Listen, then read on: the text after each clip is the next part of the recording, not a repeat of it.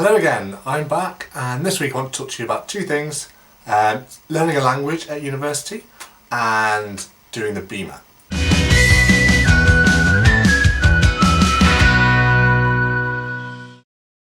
It's been a pretty hectic 2 weeks, or 3 weeks in term I guess, but something that I have started in the past 2 weeks is learning a language at the language centre. So I've just started Arabic lessons, which is pretty cool.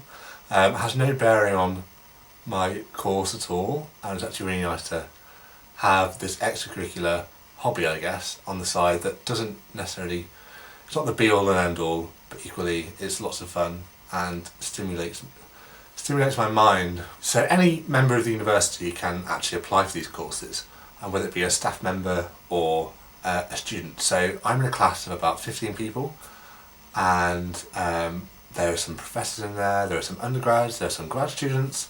So it's a complete mix, and everybody there is a complete beginner, which is really nice. So you're on the same level in the language sense, even if academically the professors are way ahead of you, which is really nice. I've only had my first lesson so far, and we learned half of the alphabet, which doesn't sound like much, but it took 2 hours. So obviously Arabic has a different alphabet, and all the letters are very, very different. You write from right to left rather than from left to right, so it's very different to learn sort of go backwards rather than forwards, I guess. But it's been really fun, if not very difficult. So we're using this textbook. It's called Al-Kitab, which means the book, which I learned in my first lesson. And inside it is very complicated Arabic, and I can't understand any of it at the minute, but hopefully flash forward a year and I'll understand the whole of this book. But we'll see. So the language courses here cost around £200, which is pretty good for a whole year's worth of lessons. And at the end of it you sit an exam and you get a certificate from it, which is pretty good because you can show off on your CV that you know a language, especially if it's relevant to what you're doing. So £200 won't be good for a year's worth of language lessons, but it's not necessarily good for everybody who isn't in the financial situation to pay for that £200. So there's actually a scheme where colleges tend to refund you for that £200 upon completion of the course, which is really good and helps everybody get to know a language if they so want to while they're here. Yes, that's pretty much how it's going on the language learning front. I guess I'll update you throughout the year and let you know how I'm getting on, whether I'm completely failing or actually taking to it quite well. But I guess time will tell. So if you want to know a bit more about learning a language while at Oxford that isn't part of your course, check out the university website. They have lots of information on the languages they teach and also the courses that they run, because there are several different courses. So I'm on what's called an OPAL course, an OPAL. I'm not actually sure what it stands for, but that has an exam at the end. It's accredited, but it's obviously a bit more intense. Then there's a less intense form. I think it's pronounced LASIR. It's LASR, and that's more informal. There's not an exam at the end. Yeah, but you still get to learn the language. It's really cool. So do check that out if you're interested. So the other thing that I wanted to talk about today is the BMAT. Now I know the acronym for this. It's the Biomedical Admissions Test, which is a test that is run or required by many different universities for their med school and biomedical science course entry.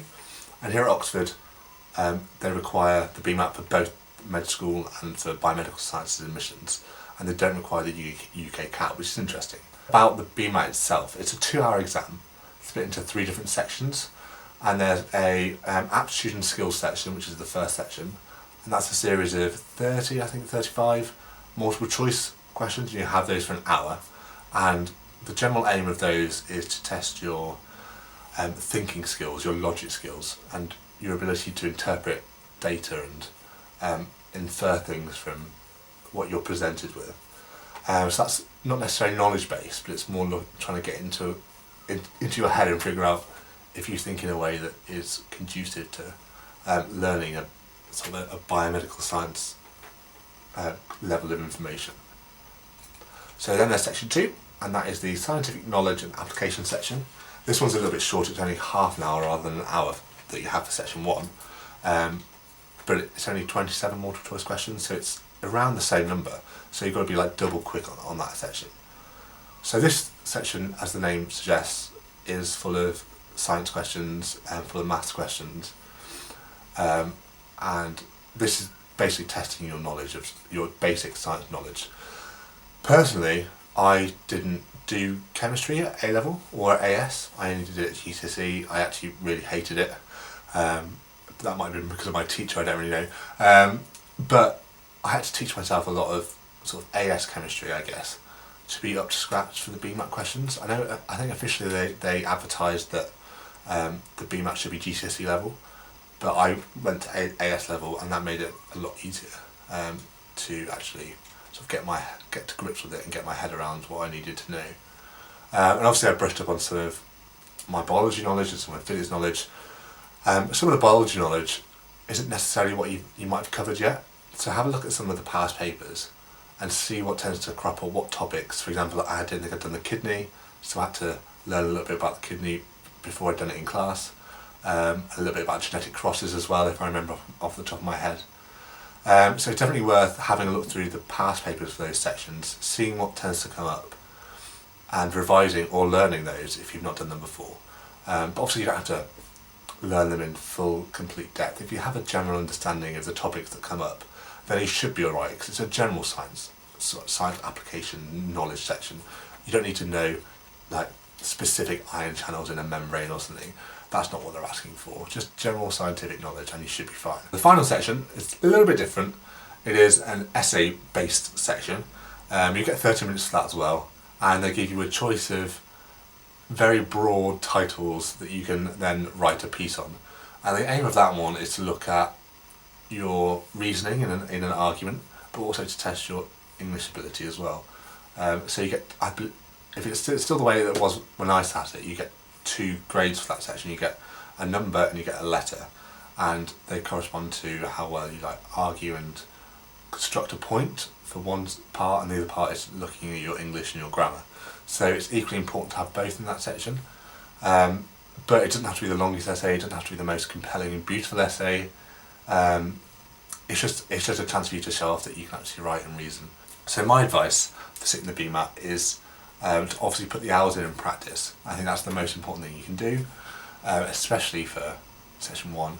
It's all about how you think, and logical reasoning and data interpretation. And the more practice you get in that, then the better off you're going to be. The more you're exposed to graphical data or data presented in tables, the more intuitive it is for you to interpret it. The writing task as well, if you can write, I think you should be fine, especially if you're doing an essay subject at A level. I think you will be alright in that section. One thing that I will say that I didn't realise before I sat the test was that you might have 2 hours for the whole paper, but as I said, each section I always thought was a recommended time. So section 1 60 minutes, section 2 half an hour, section 3 half an hour. But actually it's a compulsory time, and they'll take the paper off you after that time and give you the next one. So don't be caught out with that, because I was. So I remember setting section 1, I could do it very quickly. I could probably do it in 40 minutes, which gave me extra time for the science section and extra time for the writing section. But then I could do that in about 15 minutes, so actually I could spend the majority of my time in the science, knowledge and applications section, which is arguably, I guess, if you're doing a science subject, quite important. But they take the paper off you, so remember that and get used to finishing the paper in the time that you're given. 27 multiple choice questions in half an hour, that's 1 a minute.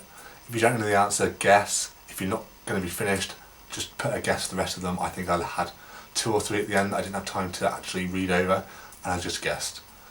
And that's the best thing to do, otherwise you're not going to get the point. If you guess, you've got a small chance of getting the point, but if you don't answer it at all, you've got no chance. Registration usually closes around the start of October, the end of September time, and then you actually sit the test on the 4th of November. So anybody who's watching this and doing the BMAT next week, good luck. If you have any questions before you actually sit it, please do comment below, and I'll try and get back to you, because I know it's really quite stressful.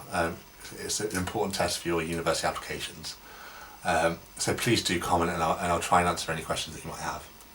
And then on the 25th of November you get your results online, and you can see how you are distributed, along with the rest of the people who took the BMAT. Another thing I say about results is don't worry too much about where you are along that distribution. There's no point stressing over it. It's done. If you get called for interview, you get called for interview. And if you're getting called to interview, then your BMAT result is a thing of the past. They want to see how you interact, how you think, and how you can reason with them. And if you can impress them in your interview, then that's the most important thing. It's not your BMAT score. So I think that's all I have to say for this week. As I said, if you've got any questions, especially about the BMAT, please comment below and I'll try and get back to you ASAP. Apart from that, good luck to anybody who's sitting it. I'm sure you'll do absolutely fine. Just don't stress out about it and just sort of keep working over these next few days and you should be absolutely fine. But apart from that, I guess I'll see you in another 2 weeks. Thank you for watching.